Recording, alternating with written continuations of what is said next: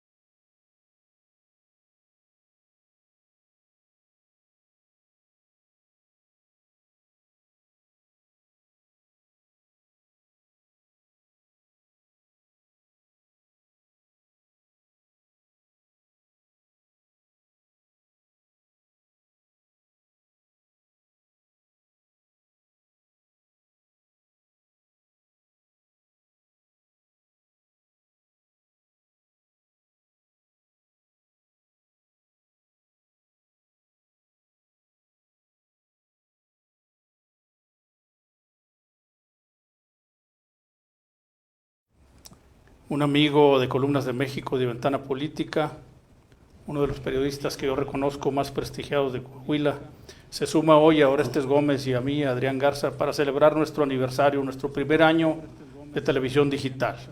Bienvenido, Jorge Arturo Estrada. Es un gusto. Bienvenido, Jorge Arturo. Un placer estar aquí y un honor Bienvenido. estar en este aniversario. Pues ya estuviste con nosotros aquí en otros programas, ya Así es. has contribuido con tu experiencia, con tu conocimiento a la difusión de lo que hacemos aquí en Ventana Política. Y no deja de ser un producto interesante porque pues en la actualidad muchas voces tienen que ser escuchadas. Vivimos en una época muy dinámica, en un país que se mueve muy rápido, ¿no? Periodismo, digitalismo, redes sociales, internet, Orestes. Sí, bueno, el tema que quisiéramos pues dejar sobre la mesa es esa tendencia que existe en la actualidad, que pues fue motivada por el avance tecnológico, y mencionabas conceptos muy interesantes, Arturo, hace unos momentos, para centrarnos en el tema de la actualidad del periodismo a través de redes sociales y otros medios. Quisiéramos que nos contaras un poco cómo era hacer periodismo hace 35 años o 40 años. Yo la separaba en que es el periodismo y su esencia, y además por otra parte está, digamos, la tecnología disponible en cada época para hacer ese periodismo y llegar a los públicos, ¿no? Porque como sabemos, o sea, la esencia del periodismo es aportar elementos para que la opinión pública se forme. Y al mismo tiempo, la opinión pública es el contrapeso del poder. Entonces, en una democracia siempre tiene que existir ese equilibrio, ¿no?, entre el poder y la opinión pública. Y la opinión pública es preferible que esté enterada para que sus criterios y sus conductas, ya que estás en una democracia, el voto va a contar, las encuestas pueden contar, los plebiscitos, ahora revocaciones de mandato.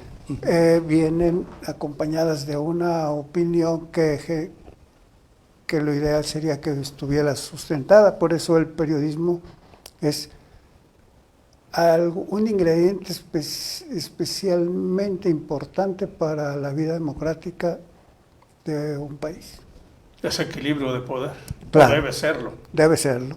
Por eso antiguamente le decían el cuarto poder, y no era porque el periodismo tuviera el poder de mover las cosas. El periodismo tenía el poder de informar a la gente y ayudar a formar a la opinión pública, ¿no? Pero también al mismo tiempo de influir en la toma de decisiones. Pues a veces sí, porque si te vuelves, ese es el otro debate del periodismo, que en la plática previa que teníamos decíamos que el 68 es un parteaguas para la vida democrática de México. Entonces, a partir de ese fenómeno, el periodismo mexicano hizo crisis en el sentido en que no informó a cabalidad la matanza de Tlatelolco, aunque sí haya informado de que hubo marchas, de que había estudiantes en las calles, de que habían tomado la universidad del ejército, o sea, pero el evento en sí no lo informó a cabalidad, o sea, unos más superficiales y otros más completos que otros, pero en general ese fue el reclamo, ¿no? Y ahora los historiadores, eso es parte de lo que reclaman. Colosio, en aquel discurso que dicen que le costó la vida, en aquel del Veo un México, hablaba de la soberbia de las oficinas gubernamentales. Yo siempre he pensado que el periodismo bien entendido, el periodismo serio, el periodismo ético, ayuda a moderar la soberbia gubernamental. Claro, porque parte de la esencia del periodismo es exponer las cosas tal cual son, en su real dimensión, y entonces, pues eso te vuelve un personaje, un ser humano, tú como todopoderoso que puedes llegar a ser en el gobierno o en el cargo en el que estés o te puedes sentir. Y el periodismo te puede recordar que eres una persona que tiene errores y aciertos. Y además puede generar los contextos en los cuales estás actuando y afectando o acertando. El periodismo es perseguido desde el gobierno. Vivimos una época en que es muy perseguido, en que hay asesinatos de periodistas. Vivimos una época muy aciaga para el periodismo, cuando menos el periodismo serio, el de fondo, porque también hay otros periodistas o periodismos que han sucumbido al dinero del gobierno. Sí, o sea, México vive una época muy interesante, porque a partir de lo de Tlatelolco, con Luis Echeverría, había un control estricto de los medios, como hablábamos antes, sobre todo predominaban los impresos, había pocas estaciones de radio, que las más importantes eran de Azcárraga, había unos cuantos periódicos, el papel periódico era exclusivo de PIPSA, productora e importadora de papel, S.A., un órgano de la Secretaría de Gobernación. Tú no podías comprar periódico en otro lugar del mundo más que en ese lugar. ¿Quieres imprimir periódicos? Cómprame a mí papel Así Y es. si quieres que te venda papel, No me molestes. no me molestes. Recuerdo que en las en las peluquerías leíamos El Impacto, y en tiempos de Manuel Bartlett le suspendieron de plano a la revista Impacto la venta de papel hasta que no modulara sus opiniones, ¿verdad? Y, por ejemplo, en el caso del norte, el norte logró primero acumular papel y luego logró amparos para poder importar papel, porque también se metió en una situación así. Una cuestión similar Y entonces el libre comercio, Tratado de Libre Comercio, abrió también esa facilidad. La competencia en la venta de papel. Pues cuando menos que pudieras tener acceso a otra fuente de papel. Porque fíjate, había una cadena que era de los soles, 38 soles, incluido aquí uno que era el Sol del Norte, era Cadena García Balseca. García Balseca, sí. Bueno, por adeudos a Pipsa, que le fiaba el dinero, tenía 38 periódicos en todo el país, le fiaba el papel. Pues entonces un día Echeverría se enojó con ellos y les quitó la cadena. Me debes tanto, véngase para acá. Te embargo. Sí, y luego la compró Mario Moya Palencia, un político importante de esa época que fue hasta secretario de Que Gobernación. quiso ser presidente de la República. Exacto.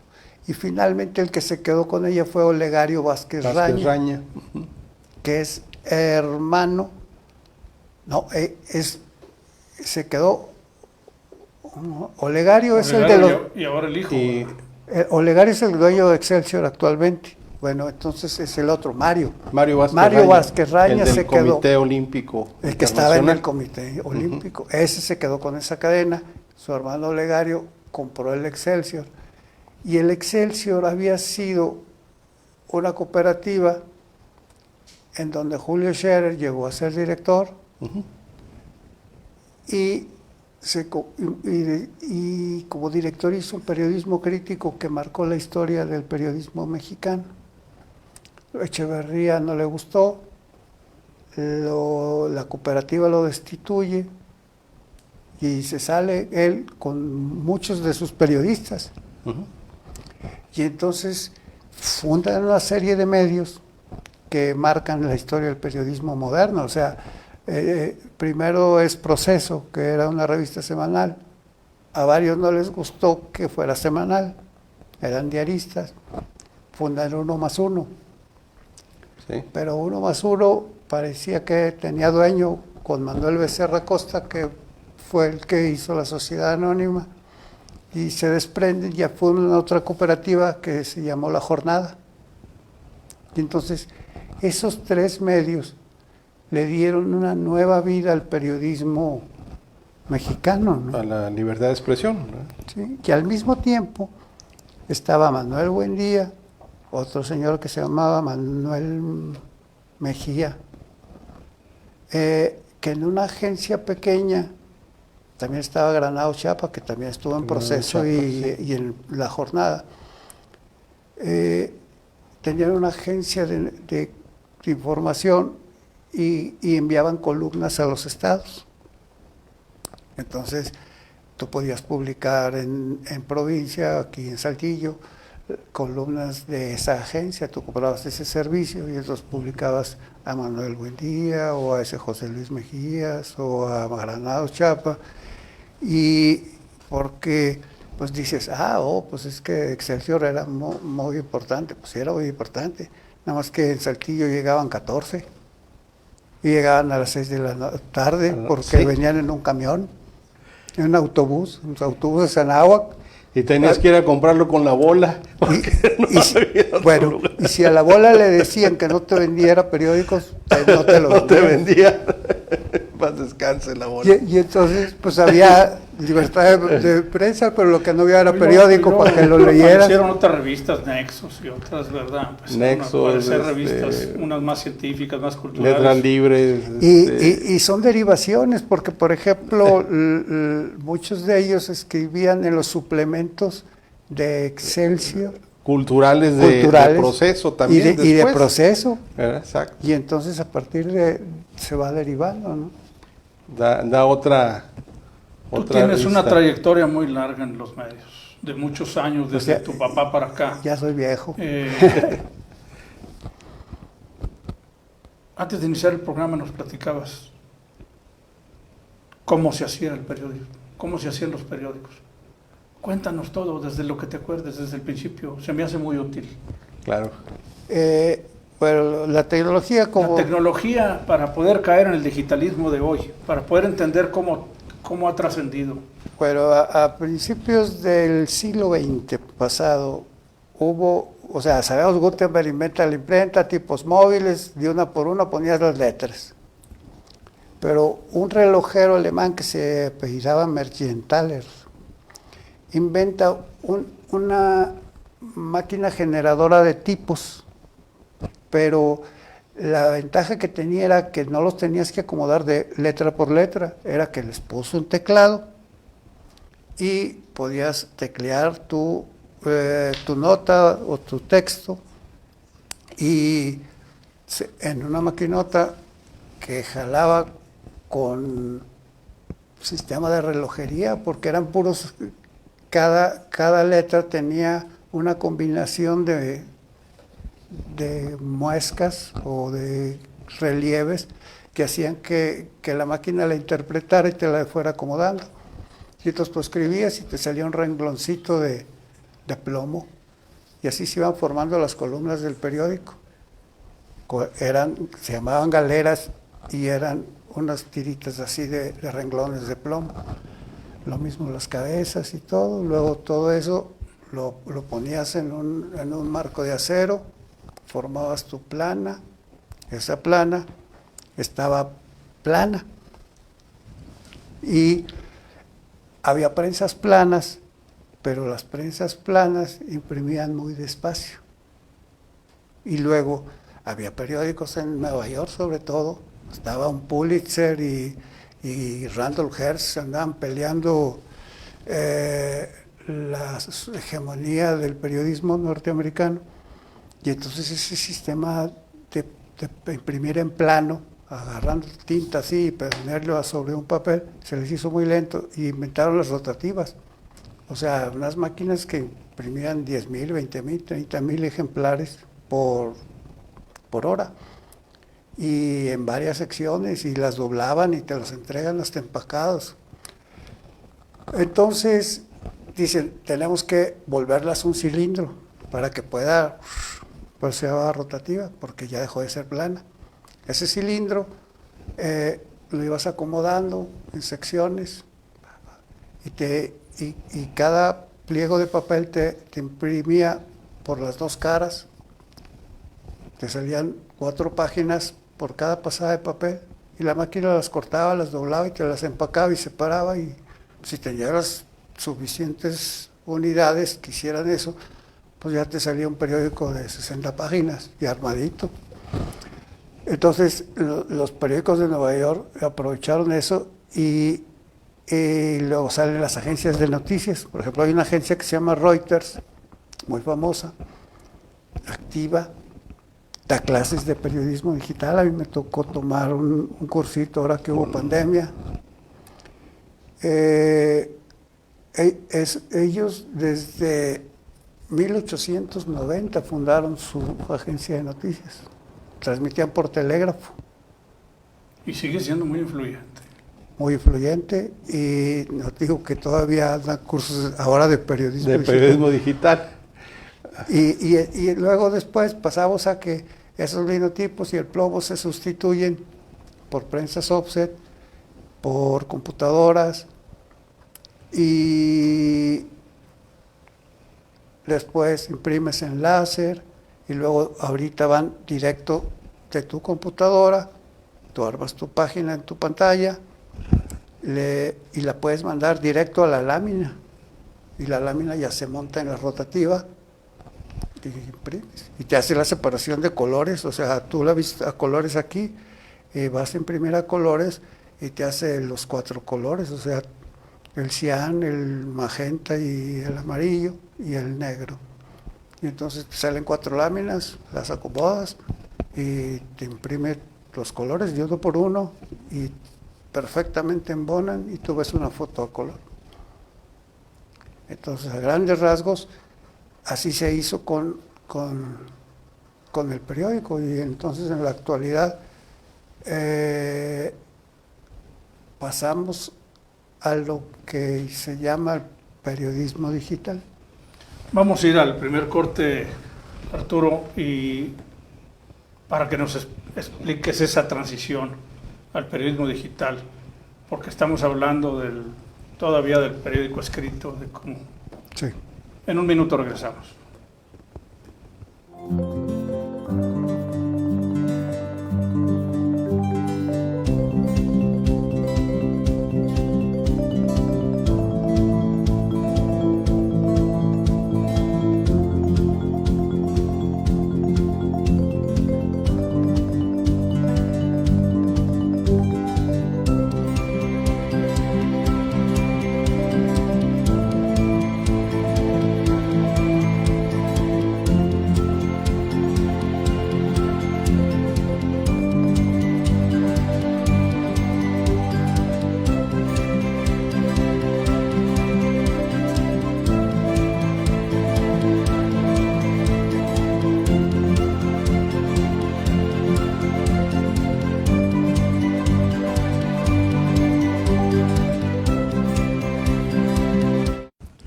Estamos en la tercera temporada de Ventana Política, cumpliendo un año de estar en televisión digital.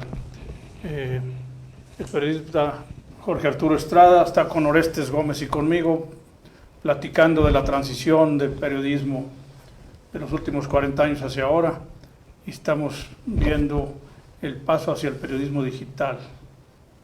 ¿Tú crees que el papel, le queda mucho tiempo al periódico escrito? Yo pienso que será cuestión de que las empresas que hacen ese tipo de productos lo promuevan, ¿verdad? Porque yo veía los datos de que cada vez menos personas están leyendo periódicos, sea en internet o sea en papel.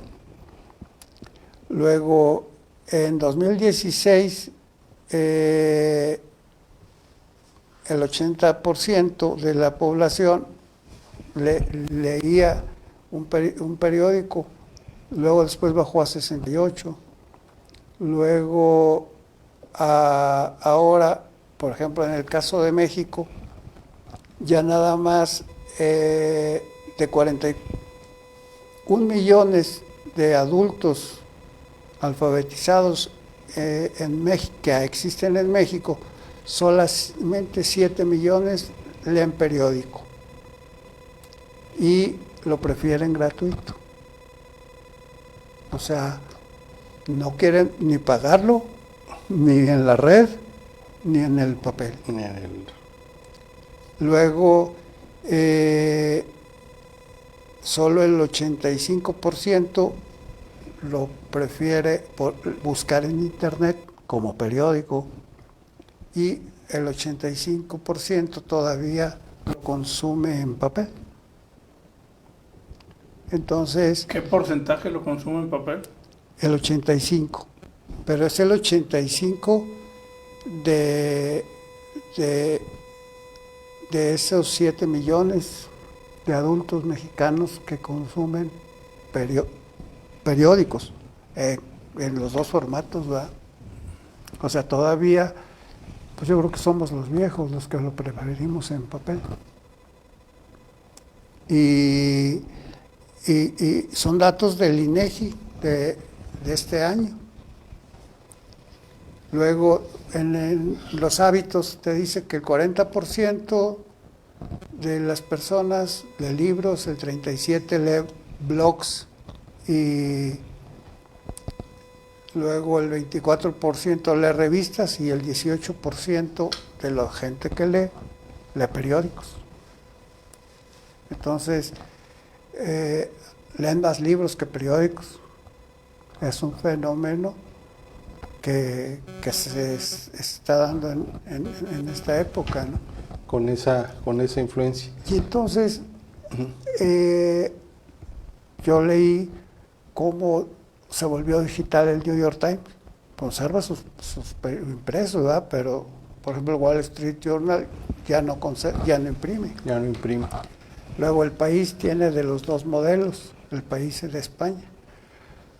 Y entonces el New York Times lo que dijo fue, me voy a volver digital, conservando mis ediciones, que esas eran, no sé, de 150 páginas los domingos.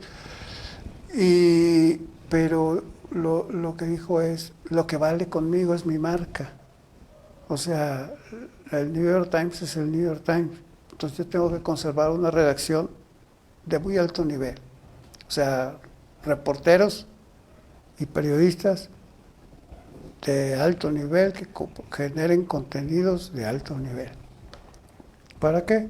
Para que ya sea en papel o en digital me consuman y estén dispuestos a pagar un precio por la calidad del New York Times. Y lo mismo hizo El País. Y entonces llegamos a la disyuntiva de que el negocio de un periódico era imprimir periódicos, vender publicidad comercial, publicidad política y vender un ejemplar. Y entonces, pues los ejemplares ya se venden poco, consecuencia, la publicidad comercial desaparece, prefieres anunciarte en la red, en Google o en Facebook o en donde tu producto se mueva mejor, en lugar de comprar un cuarto de página en un periódico, ¿verdad? Fíjate, cuando empezó el digitalismo, algunos periódicos escritos, incluso uno conocido de los principales aquí de Coahuila, empezaron a dobletear el trabajo. Entonces hacían toda esa chamba que tú platicabas, todo ese esfuerzo técnico para el periódico impreso, y luego tuvieron que contratar una nómina extra para digitalizar toda esa información, porque sentían que los periódicos digitales, que solo nacimos como digitales, nunca fuimos escritos, les estabas comiendo cierto mercado, y entonces ellos querían salir antes. Si tú salías a las 7 de la mañana con las primeras notas, ellos querían salir a las 5. Pero luego empezaron a no vender los periódicos en las esquinas, en los cruceros, y entonces suspendieron, pero se quedaron con la doble nómina. Sí. Que ese es un reto que tienen ahorita los periódicos escritos, porque el periódico, el papel, pues se vende mucho menos, muy poco, y ellos conservaron una nómina muy grande que requiere el periódico escrito, todo el trabajo, y entonces ahora no están teniendo el ingreso y empiezan a tener problemas o a ser proclives a que el dinero público los contamine, ¿verdad? Ese fue el otro efecto. O sea, se volvieron altamente dependientes del dinero público. Sí, porque se resisten a liquidar el periodismo escrito, pero al resistirse tienen que conservar una nómina muy alta, un costo muy grande para casi no vender periódicos. No sé si te pasaban los cruceros, antes te decían, quiero el periódico tú mismo lo buscabas, bajabas tú solo el vidrio, quiero ese periódico. Ahora no, ahora te tocan ellos y ya no les dices, ya no te dicen cuesta tanto. Llévese el hombre, pues no he vendido nada, ¿cuánto me da por él? O sea, sí. Entonces ellos ya tienen margen de venderlo a 3 pesos o a 5 en lugar de a 12 que costaba, o a 15 que pueda costar. Yo creo que está entrando en crisis esa parte, pero los periódicos conservan la nómina, como te digo, y todos los equipos ya obsoletos, los espacios grandes. La esencia del periódico era que formara parte de tu vida. O sea, que a la hora que tomabas el café, el primer de la Fuera mañana, fuera con el periódico. O a la hora que estuvieras esperando a tu hijo de que llegara a la escuela, Arrancabas tu día enterado, ¿verdad? pero que formara parte de tu vida. O sea, aunque leyeras sociales, o aunque leyeras espectáculos, o deportes, o lo que fuera, el periódico tenía todo.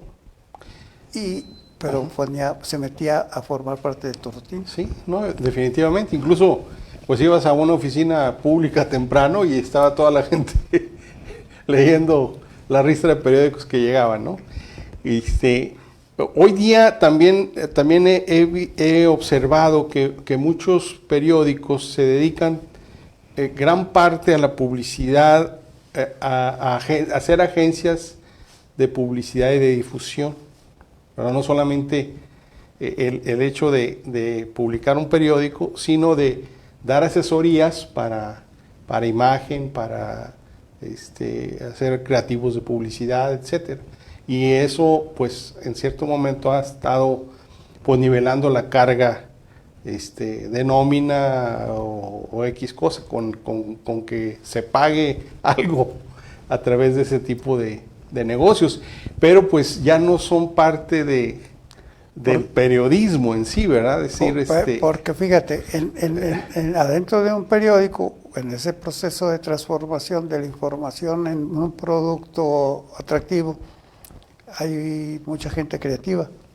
Y entonces esa gente creativa es la que te ayuda a hacer esa de agencia de publicidad o de generadora de contenidos. Pero podría llegar el periódico a convertirse en una farmacia de esas de cadena que todos los productos de farmacia los tienen al final, sí, y se convierten en automercados. O sea, tú vas a cierta farmacia a comprar jamón, ya no a comprar medicina. Así ¿verdad? es. Y hay otro fenómeno, fíjate, ahora con los periódicos digitales. Se cambió la red de voceadores por las redes sociales. Y las redes sociales, o sea, los voceadores pues distribuían los periódicos escritos, pero ahora las redes sociales no tienen frontera alguna y corren las noticias muy grandes.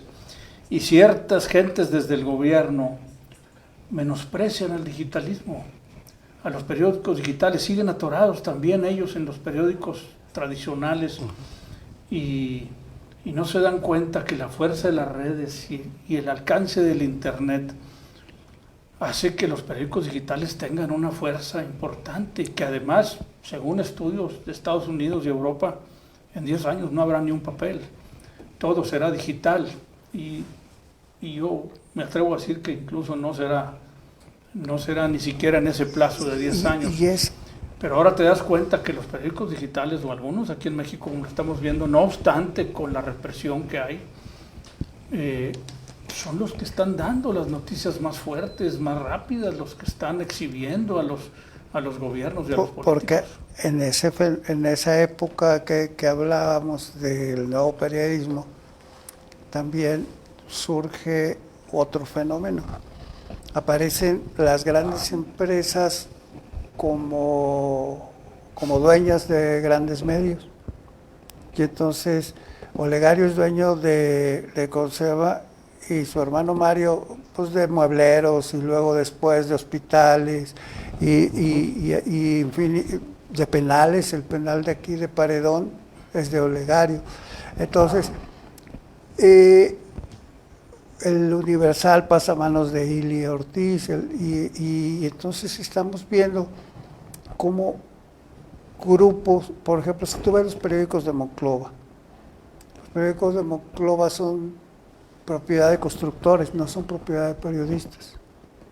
Esos constructores, pues, ¿qué hacen? Pues construyen carreteras, desde una banqueta hasta un puente, lo que quieras. Y entonces los periódicos te sirven para conseguir chambas. Y entonces estás dispuesto a seguir gastando, imprimiendo periódicos, porque pues para cobrar las facturas pendientes. Y conseguir los contratos. Oye, y luego ahora y hablando de Coahuila y hablando de Monclova, pero también de Saltillo y el resto, ciertos políticos que les dio por comprar medios y empezaron a comprar exclusivamente periódicos todavía de papel, pero ahora empiezan con los digitales. Yo creo que para protegerse, para cuidar sus carreras, o para crecer, o para la impunidad. Pues va todo junto, o sea... Pero no compraron uno, compraron... La información es poder, ¿no? O sea, y lo mismo que pasa con los periódicos pasó con las estaciones de radio, ¿no? Entonces, tú dices, bueno, un periódico se especializa en información. Una estación de radio, pues ahí ya hay estaciones de radio que todo el día son habladas. Uh-huh. Y que, por ejemplo, las estaciones con programas de mayor penetración, por ejemplo, es Radio Fórmula.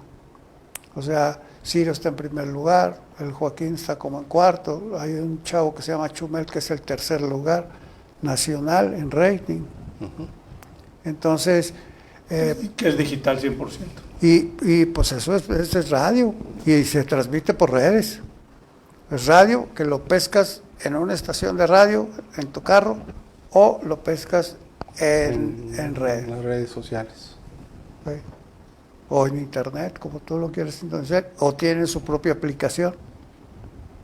Y luego, Milenio es otro ejemplo, o sea, Milenio tiene todo, tiene cines, distribuidoras de carros, o sea, espectáculos, equipos de béisbol, de básquetbol, y sus periódicos, sus canales de televisión. Y de radio. Y radio, empezó con radio, la X7 en Monterrey. Pero a nivel local el hecho de que desde el gobierno o algunos políticos se empiecen a apoderar de radio, de incluso algunos canales de televisión y demás, pues le quita, en cierto más que todo, primero le quita autenticidad al ejercicio del periodismo, porque pues ya está muy enfocado a crear un equilibrio de opiniones y demás, y por el otro lado pues controla, ¿verdad? De cierto modo pues a los medios de información que viven de la venta de periódico, ¿verdad? Esa dualidad se está dando en nuestro estado, muy marcado. Yo recuerdo que viví fuera mucho tiempo y de regreso a Saltillo por algún evento familiar, pues todas las estaciones de radio eran con la misma tónica. Mira, aquí hablan y tímidamente un apodo de los metió... Moreira News. Los Moreira News, nomás que hay que hacer una división en ese concepto de los Moreira News, que es una realidad. Dijimos que no íbamos a politizar este programa. No se trata de eso. Pues los Moreira News son dos cosas. Una, los medios de televisión, de radio, de prensa escrita y algunos digitales que se han creado, que ellos compraron. No me preguntes, por favor, Arturo, con cuál dinero. Yo sé que esa es la pregunta que ibas a decir, que con qué dinero los compraron. Si con el de la Tesorería del Estado o con dinero de sus bolsas. Pero bueno, ahí está otro agravante. Algo para investigar. Algo para investigarse, sí, es un tema muy difícil. Pero lo otro es todos los Moreira News, que se llama a los medios privados que son comprados con el dinero público de Coahuila. Vamos a ir a un segundo corte. En un minuto regresamos con estas travesuras que nos está trayendo aquí Arturo Estrada a la mesa.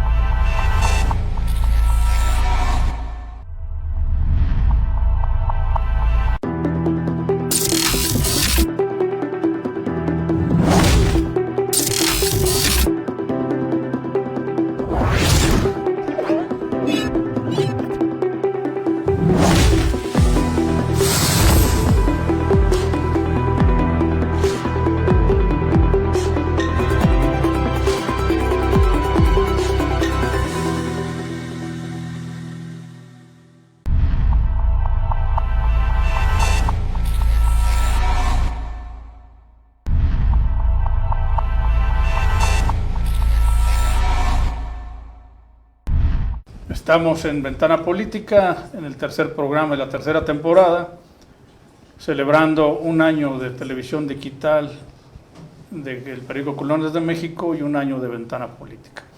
Estamos con uno de los periodistas que yo respeto más en Coahuila, Jorge Arturo Estrada. Estamos Orestes y yo aquí en este encuentro hablando de la transición del periodismo. ¿Querías completar una idea, Arturo? Sí, o sea, yo a lo que iba es, ponía yo de ejemplo lo que pasó con la protesta estudiantil del TEC de Saltillo. Entonces, pues, surge por una razón y se convierte en una serie de peticiones adicionales, ¿verdad? Así pasa con los movimientos sociales. Siempre por una razón estallan y hay otras cosas que se van derivando de ahí.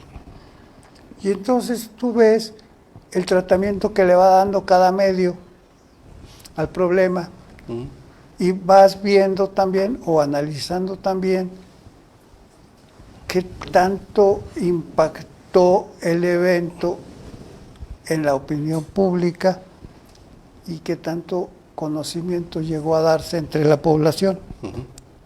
Si ves que es mucho, quiere decir que la información fue muy amplia. Si ves que uno u otro están mal informados, desinformados y otros muy informados, hay que ver por dónde se informaron. Y entonces tú dices, bueno, si las columnas políticas, que antes, te hablo de hace 20 años, el periódico Palabra y El Norte hacían una encuesta entre sus lectores a ver qué leía cada lector en sus periódicos, alcanzaban el 1% de lo que se leía de cada periódico. Esa es una columna política. Había un caso especial en el Saltillo, el 2% lo tenía Catón, pero porque Catón no hablaba de política, sino hacía sus chistes, pero estaba en la sección editorial. Y tenía los mejores editorialistas, El Norte y Reforma y Palabra, los mejores de México, ¿no? Bueno, fíjate, ahora en Columnas de México, la columna política es lo que más se lee.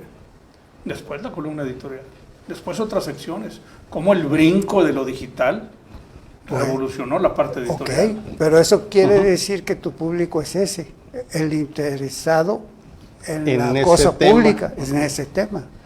Y entonces, y en el caso del Norte y en el otro, pues el Norte tenía muy buena sección policíaca, eso lo hizo grande.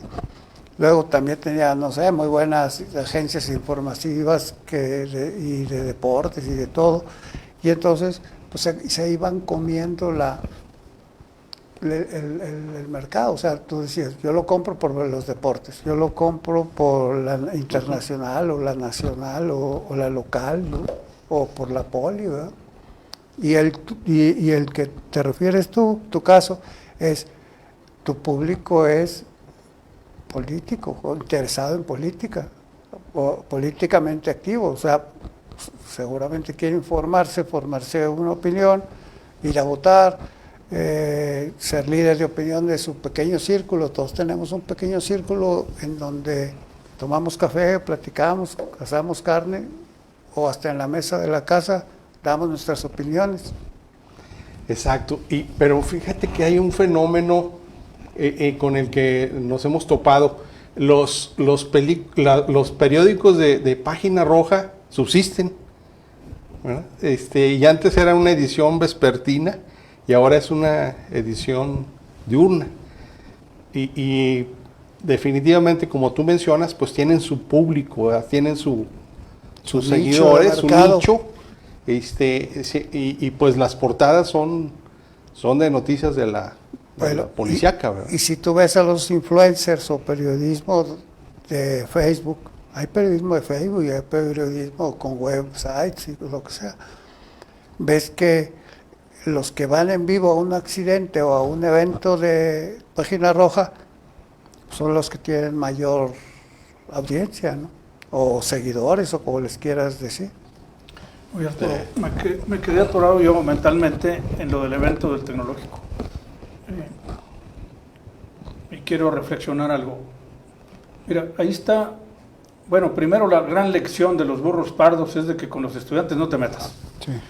Es un tema explosivo, no son conducibles tan fácil, y es un tema delicado. En México hay páginas negras, ya mencionaste alguna, pero hay páginas negras de la historia cuando hay estudiantes involucrados. Subyacía un tema interno, me queda muy claro, pero siempre los detonantes en los asuntos de estudiantes son otros, como aquí pasó. El tema tronó por una intromisión estatal y municipal en la autonomía universitaria, que fue denunciada a gritos. El TEC no es cantina, nada menos que una lapidaria frase que quedará en los anales de la historia de Saltillo. 10 días terribles con un evento de este tamaño, con una sola arteria colapsada en una parte, en un pedazo, en menos de 1 kilómetro. Y estaba el Estado y el municipio en jaque. Es mi impresión personal. Imagínate que hubiera sido una gran universidad, o todas juntas, o que se hubieran sumado. No, ¿sí? no. Un evento de este tamaño, pero de importancia toral para los actores, que lo manejaron bien, que creo que nunca sucumbieron a los partidos que querían llevar agua a su molino y se acercaron con ellos. Pero lo más importante en mi análisis, el gobierno dejó correr la bola, pagó a sus medios para decir que era un tema interno y que ellos eran muy respetuosos y no se iban a meter, cuando el detonante fue totalmente público, no fue interno de la universidad, más bien era la defensa de la autonomía, tan perdida en las universidades vecinas de ese tecnológico. Y tuvo que venir las disculpas del gobernador y luego del alcalde de Saltillo para que la arteria se abriera y el plantón se levantara. Eso queda ahí. Eso queda para que entiendan.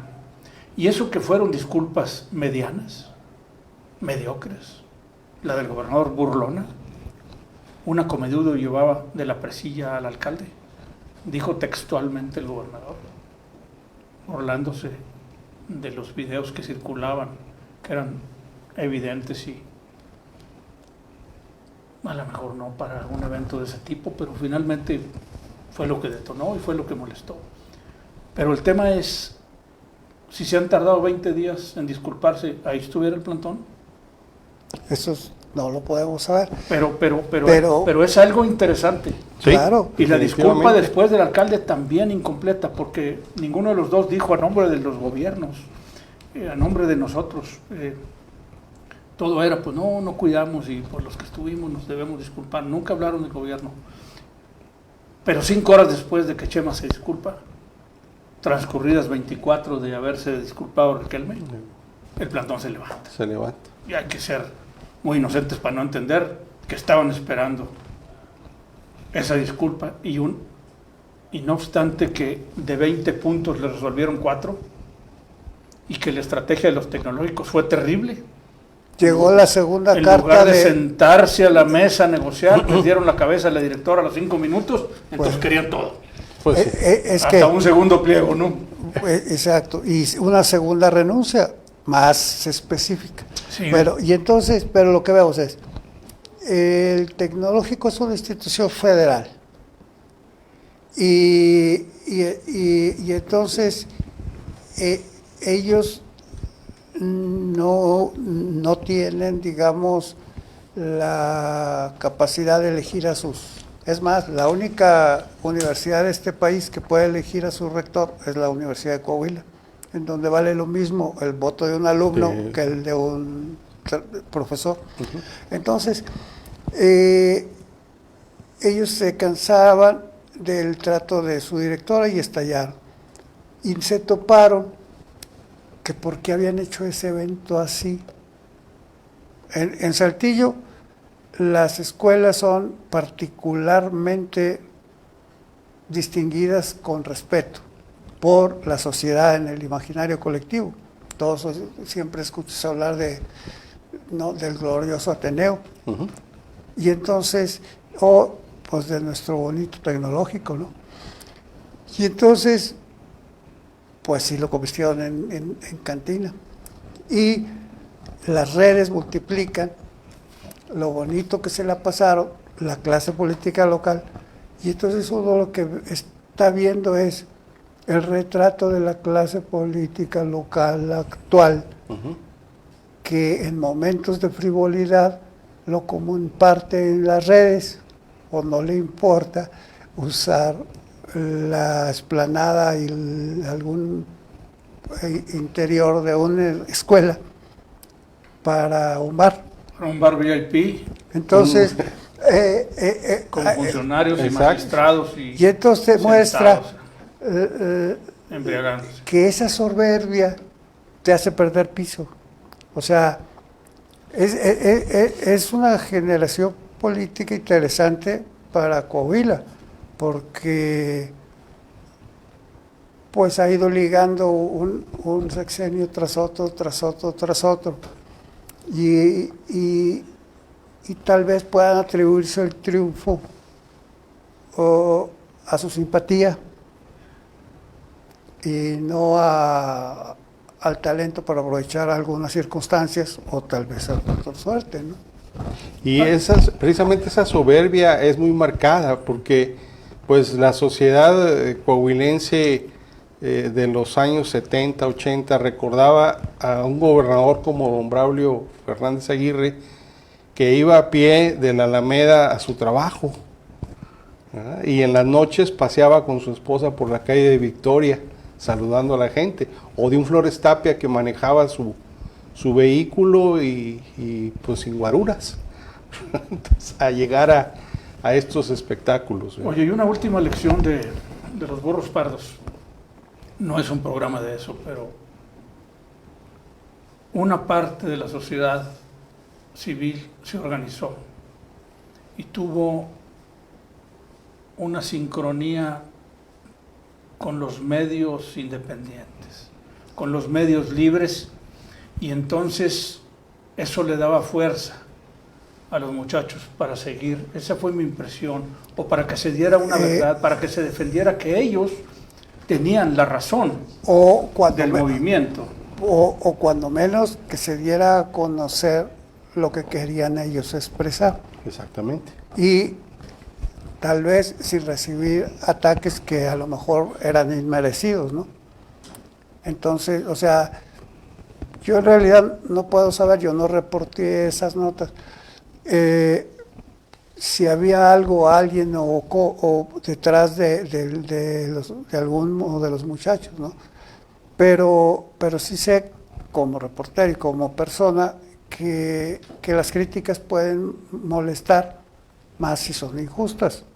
Y pues sí, efectivamente, muchos medios, digamos, profesionales, los atacaron, ¿no? Y entonces, Sí, les dijeron rápidamente, drogadictos y les dijeron manipulados. rápidamente se dividió. Y luego, otra cosa que olvidamos es,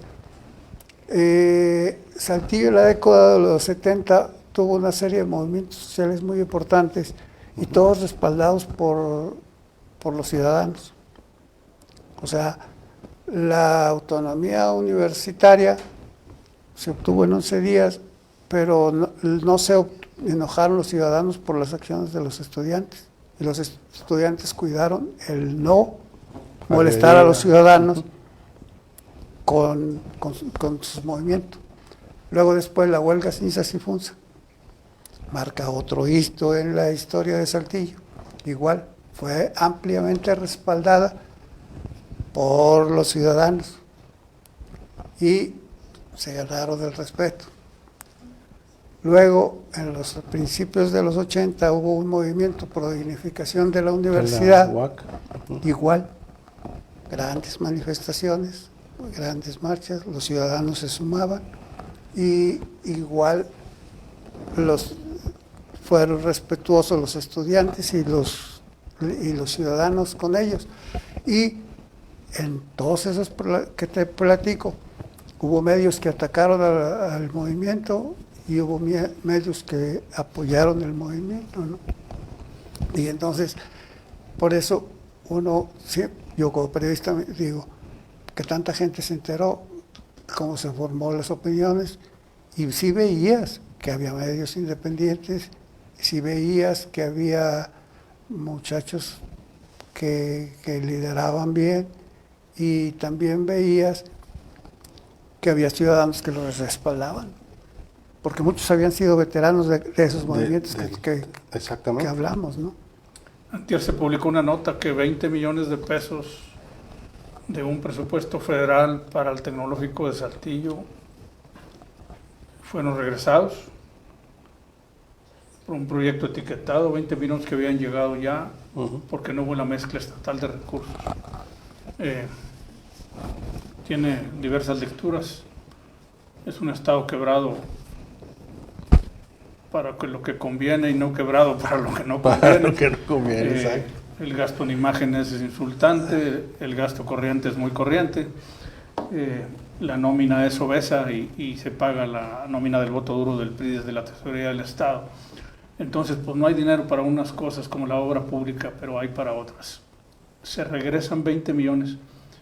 Hay quien lo interpretó como un castigo para el tecnológico, pero bueno, ahí queda para la historia. ¿Qué sigue para el digitalismo? Estamos en la última etapa del programa, Arturo. ¿Qué sigue? ¿Qué ves en el periodismo? ¿Qué va a pasar en los siguientes años? Va muy rápido la parte tecnológica. Así es, y yo lo que veo es, y lo que platicaba también al principio, era que una parte es la tecnología y otra parte es la esencia del periodismo. La esencia del periodismo es informar con verdad, con precisión, buscando la excelencia y el bien social. O sea, esa es la misión del periodista. Luego ya lo demás ya son sus circunstancias, ¿no? Entonces, si vemos que las empresas periodísticas están en malas condiciones, los salarios van a ser malos. Los periodistas van a tener malos salarios, ¿no? Luego, la facilidad de andar de freelance ahora es muy grande. Puedes monetarizar. También veía que el 70% de la información que consumimos, información a veces que creemos que es noticia, es fake. 70%. Y entonces hay muchos freelancers que monetizan en redes esas reacciones, esos likes y esas views en redes con fake news. Y se desvirtúa la información y se desvirtúa el periodismo, porque ya no se está ejerciendo con la regla esencial, ¿no?, de veracidad. ¿La ética y la moral periodística tienen remedio? Sí, en una sociedad que te inculque esos valores. O sea, somos producto de una sociedad. Nuestra familia nos da valores, las escuelas nos dan valores, la sociedad nos rodea de un marco de valores, ¿no? Tenemos 18 años en Coahuila degradando la vida pública y con un impacto en la vida privada, social y periodística. Ha hecho daño el ambiente general. Las noticias nacionales reconocen a Coahuila como una entidad corrupta, con una deuda muy grande, pateando el bote para más años. Se acaba de reestructurar nuevamente la deuda por 40 años. Viene un gobierno nuevo que entra en unas pocas semanas. Y fíjate. ¿Qué crees que va a pasar? No sé, porque todavía no traigo mi bola de cristal afinada, pero lo que sí te puedo decir que el momento de Coahuila es muy importante, porque viene la elección presidencial y entonces en ese hay una disyuntiva: más 4T o regresar a otra forma. No sabemos si va a ser la del PRIAN o la del lo que sea, es cambiar. Entonces, para Coahuila es el último estado que ya no es priista, ganó una coalición. Los votos los dieron los clasemedieros que castigaron al López Obradorismo y al morenismo y que no quisieron que eso fuera el gobierno dominante. O sea, si tú veías las encuestas de arranque, el PRI tenía 25% de los votos, Morena tenía el 40%. Sí. Entonces, necesitaba a fuerza al PAN para poder competir con Morena, ya que después se fracturó Morena, pues ya fue otro cuento, ¿verdad? Pero sí, entonces, y sin embargo, me acordé por lo de la estructura. Entonces, esa estructura, pues existe, pero ya no nos alcanza para Coahuila, para 500,000 votos, y se van a necesitar más de 20 millones para ganar la presidencial. Y Coahuila ya no tiene dinero para exportar, entonces Coahuila lo único que va a poder aportar es experiencia en la generación de voto útil. ¿Tú ves repetirse la inercia de la elección de junio pasado en la elección de alcaldes del próximo año, de diputados federales y senadores en Coahuila, donde se van a reelegir muchos de los alcaldes actuales? Y muchos los tiene el PRI. Bueno, yo lo que te puedo decir es que ya nos han reciclado tanto a los personajes de la política actual de Coahuila, que no me extrañaría que nos reciclaran otra vez a los alcaldes. Y te digo, lo que va a depender es quién sea el candidato de enfrente, porque cuando vimos en ese artículo que te digo, que publiqué la semana pasada, yo decía, Riquelme empata con Anaya, surge una manifestación espontánea, la más grande que ha habido en la historia de Saltillo. ¿Por qué? Ni la de la Cinza, ni de la del ese, y salió sola. Esa de cuando dieron el fallo de que había ganado Riquelme y se vinieron caminando y llenaron la plaza y todas las calles. Entonces ahí hubo un voto dividido. Y luego, ahora ese voto, una parte se fue por el lado se debería haber ido por el lado de Morena, pero no se fue. Se quedó haciendo gordo el voto que necesitaba Manolo para ganar. Y entonces, ese voto de castigo pasó en el 2021, casi sin problemas. En Coahuila ganaron los diputados federales y ganaron los que iban en esa elección, eran los diputados locales, los que iban juntos. Arrasaron, carro completo en diputados locales. Y también era pura baraja muy jugada, del lado del priista. Pero del lado de la oposición no había nada atractivo, porque a Morena hasta se le salen y se pasan a las otras bancadas y traen un relajo aquí los de Morena en Coahuila.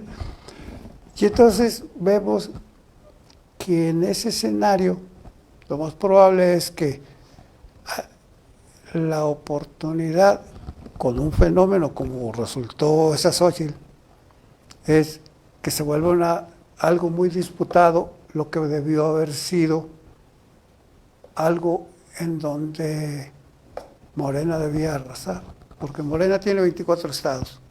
Lo más probable es que gane de los 9 que va a haber, contando Distrito Federal son 9. El próximo año. Gana 5 o 6.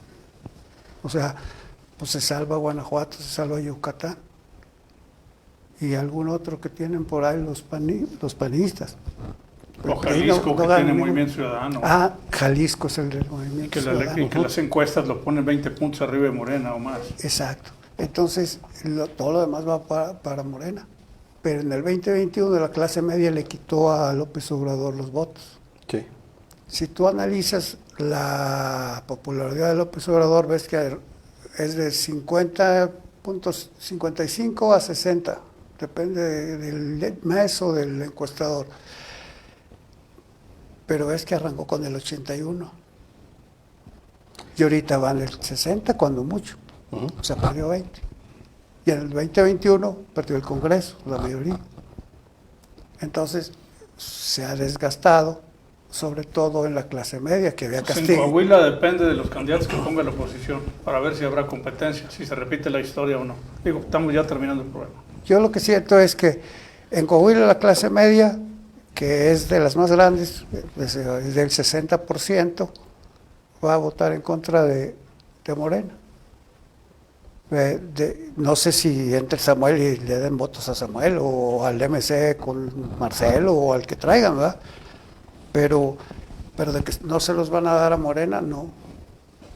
Entonces, en el Congreso no sé si también haya voto, ¿cómo le dirías? Voto selectivo.